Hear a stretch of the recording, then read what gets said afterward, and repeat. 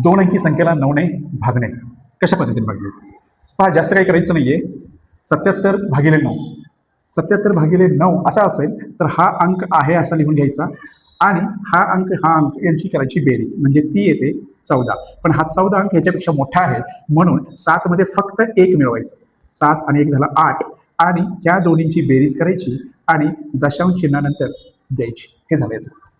Same अशाच पद्धतीनं 9 भागायचं म्हणल्यानंतर हा अंक आहे असा लिहिला, दशांश चिन्ह दिलं, ह्या दोन्हींची बेरीज केली, ती आली 15. 15 ही 9 पेक्षा जास्त आहे.